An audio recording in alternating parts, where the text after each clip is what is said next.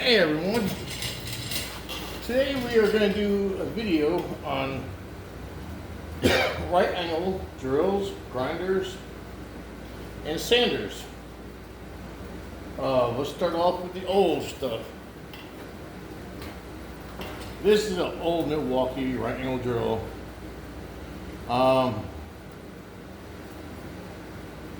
There's even a model number on this thing. Let me see here.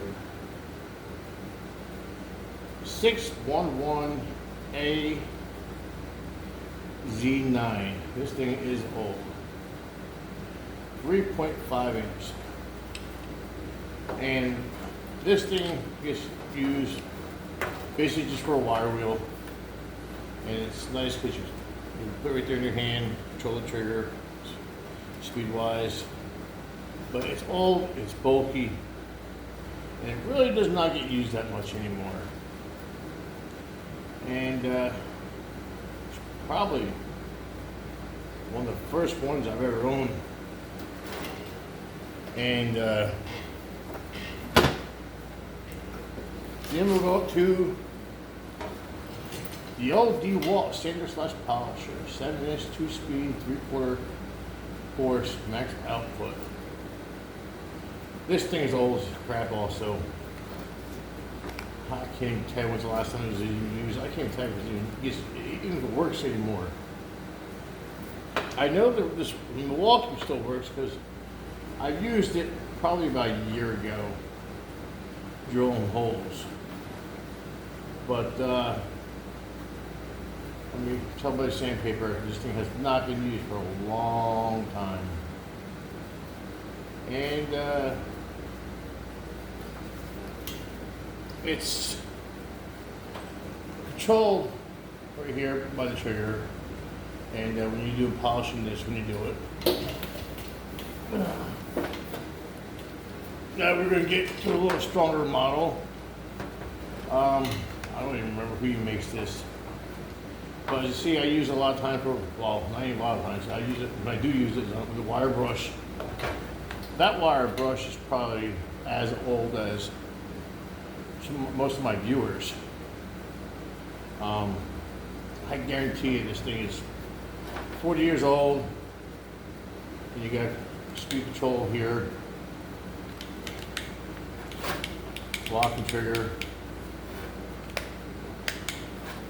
But again,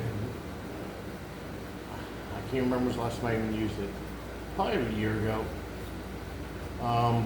But like I said, the handles for it's floating around somewhere. It's just old.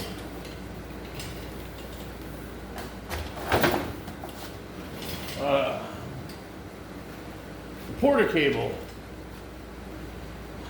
I'm pretty sure I threw a bearing in this, or the bearing is starting to go. I can almost say the same about the Ryobi. I do use them. Not that much anymore. And then we'll go with the only one I have that has a shield. This is our Ryobi corded.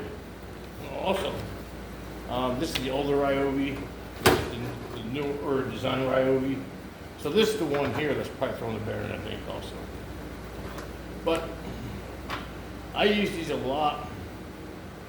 Like 10 years ago when I started my business, doing construction down here in Virginia, 12 years ago, whatever it was.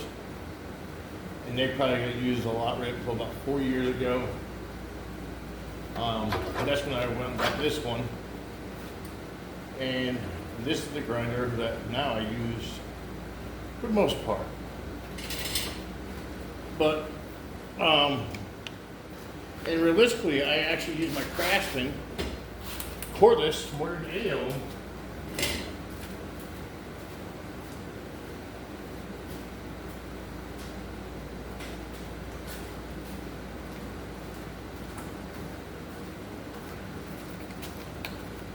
This actually has a steel blade on it, brushless.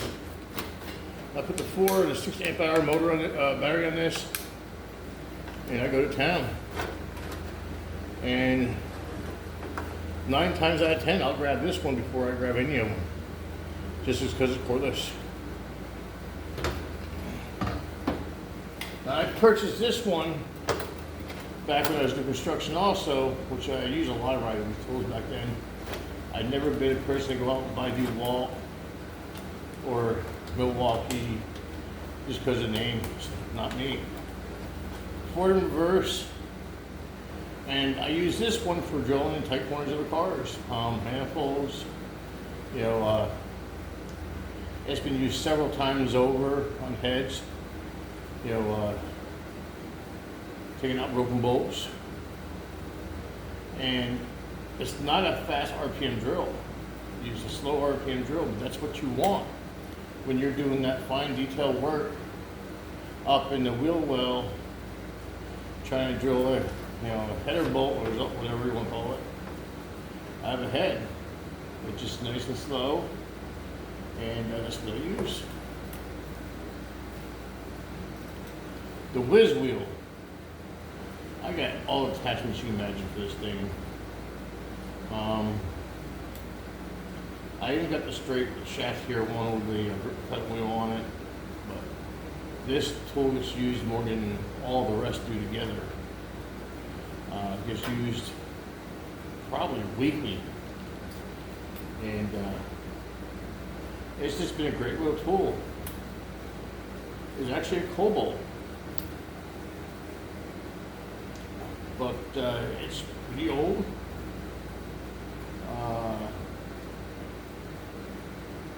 See if I see a model number on it. Not really. There's a tell just used. Then we got the big dog. I do not like using this. Oh, it is the big DeWalt. 8,000 RPMs. Model D28474. That is the beast. 7-inch grinder blade. 28474, yep. And it's heavy, but the only time this thing gets used is as for a grinder. And it is for when you have a lot of grinding and still use.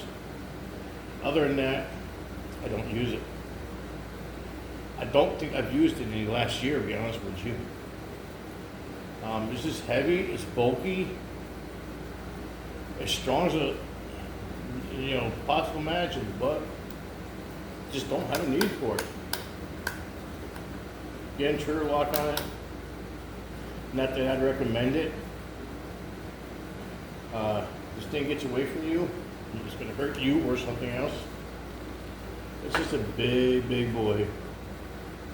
As you see, I still got the shield on this one, and I got the shield on this one. But for the most part, I take all the shields off. The shields to me just get in the way, and I don't like them.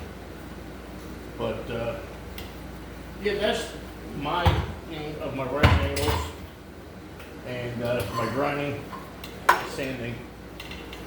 And to me, if you have a good one of these, especially if you're a do-it-yourselfer, that's all you need. But cordless to me is awesome. Again, you will go through some batteries on it. I think every person should have a right angle drill, and it doesn't matter if it's this model or this model. I would say your right angle drill should be slow moving. You don't want a fast moving right angle drill. That's my opinion on them. A fast moving right angle drill will get you in trouble. And trouble is never fun. But yeah, that's basically the majority of them. And I'm sure there's a few more that I just haven't used in forever. But these are the ones I keep in my garage. I tend to keep one grinder set for cutting, wired, and the other one set for grinding and wired. And that's it for them. For the cordless, I just use whatever on it. But if I'm going to be doing a lot of grinding in the garage here, And then I'll go ahead and plug the cord to one end, or if I'm going to be doing a lot of steel cutting, then I'll plug the cord to one end. But for the most part, no. And as you see, the only one with the shield is actually the one that cuts. The grinding, I really don't ever use a shield on. To me, when you're grinding, most of the time the shield gets in the way. But the only reason why this one does basically have the shield is because it's a beast. And there's no other way to put it. It's just a beast of a freaking grinder. But later, folks.